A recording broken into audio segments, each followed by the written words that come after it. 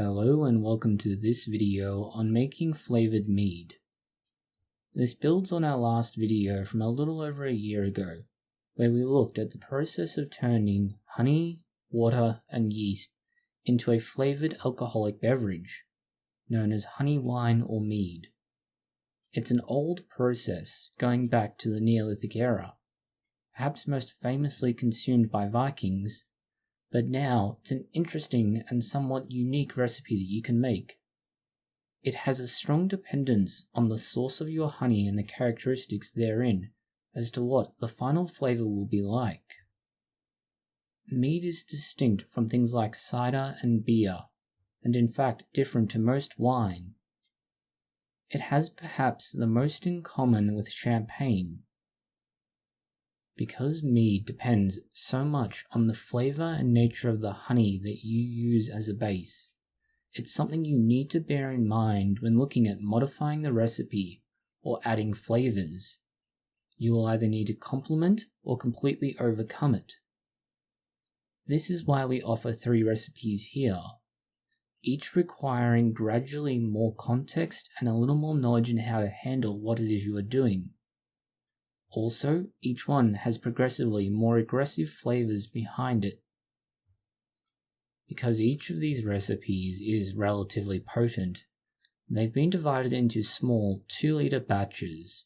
If you need a convenient and readily understood description, you might as well call it artisan or trial sizes.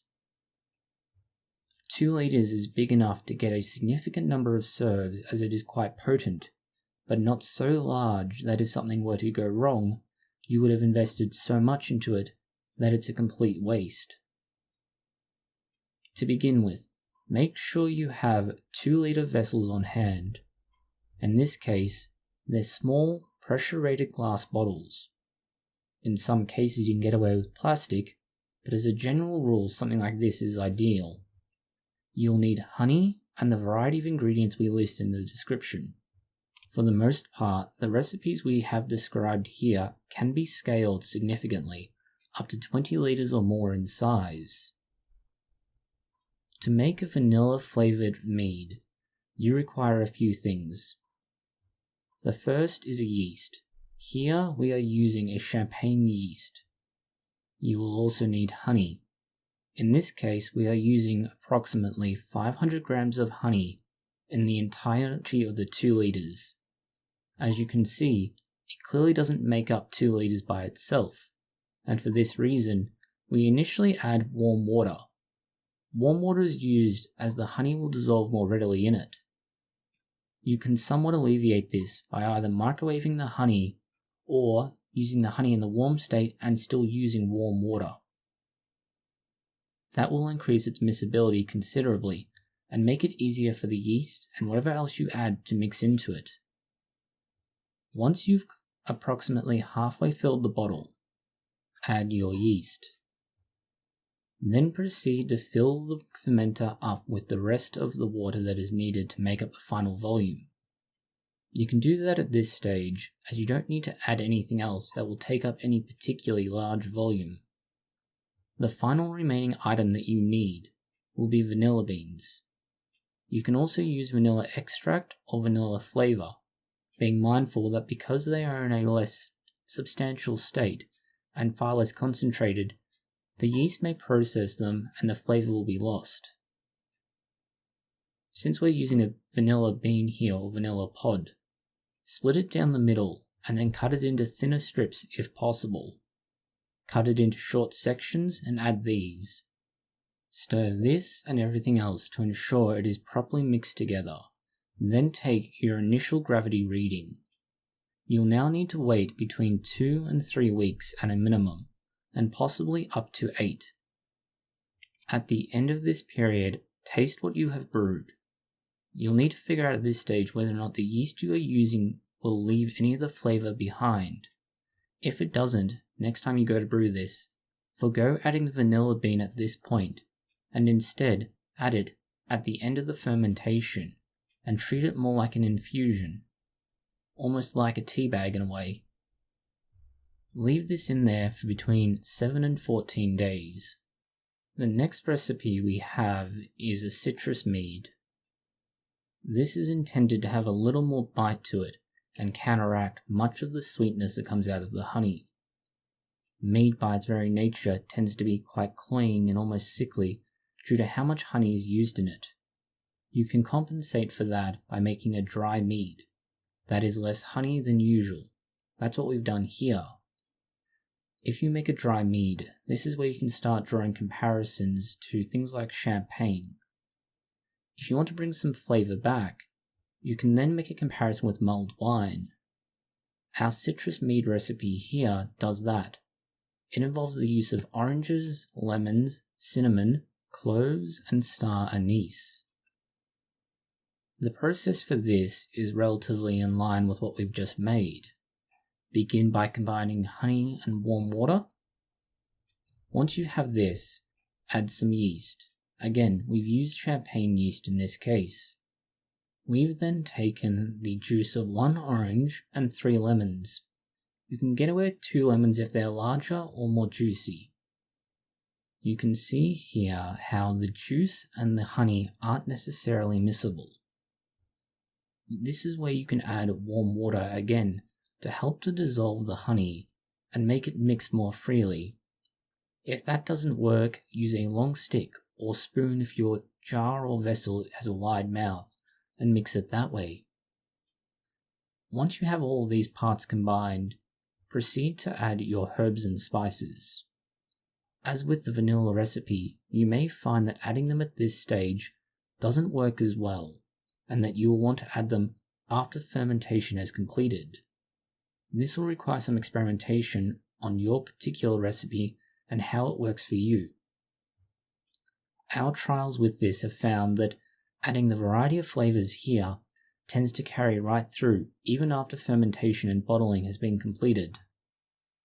This citrus mead is also an example of some of the things to avoid.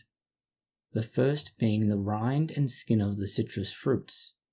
You're not limited to only oranges or lemons. Depending on your personal taste, grapefruit and similar could be an option, but do not add the rind. The problem with it is relatively high in pectin. Pectin is converted into methanol if it runs at a warm temperature. Methanol in any home brew is a bad thing. Adding the juice is fine, but avoid seeds, rind, and similar that could inadvertently introduce pectin in a large enough concentration to cause harm. This then leads into the final recipe we have for you, which is a berry-based mead. You'll note that the colour of this is much darker than anything else. There is a somewhat erroneous position held that the brighter something is in the wild, the more likely it is to be dangerous. And whilst it's not generally true, it could be taken in this case. The coloration of our berry-based mead is so much brighter because we have added whole pulverized berries to it. The difference is that we're going to solve this with a second step. You can forego that second step by following some of the methods we'll describe shortly. As with the other recipes we've described so far, it involves the addition of honey, followed by warm water to make sure it's miscible, then yeast. This will be the foundation for your mead. Next, you're looking to add the berries. Now, you can simply add whole berries, but you'll need to add less. Remember, you're adding the skin and seeds from a strawberry or raspberry in this case, although you could use blackberries and more. The skin and seeds of these berries are higher in pectin and can cause trouble if you have them in a large enough concentration.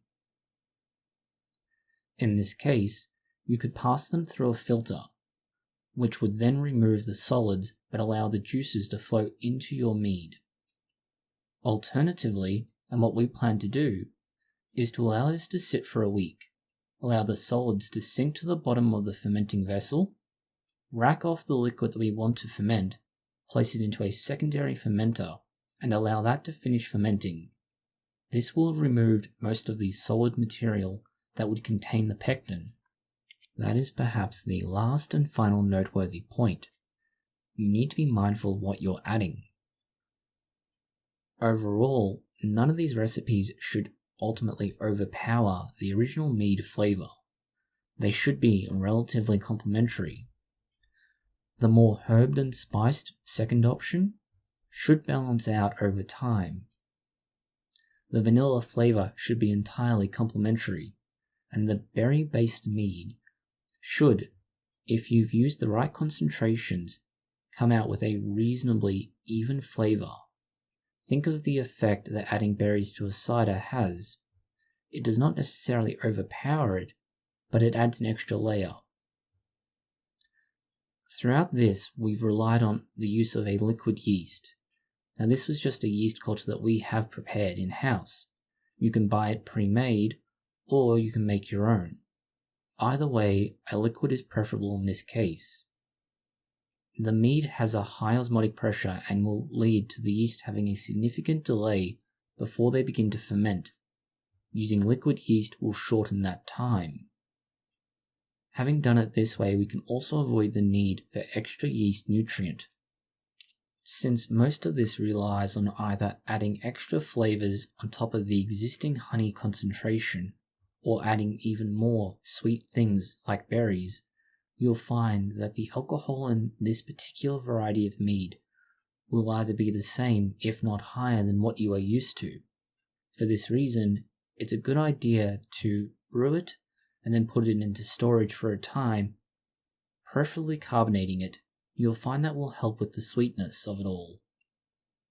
We're preparing these now in order to have them ready for the end of the year and Christmas.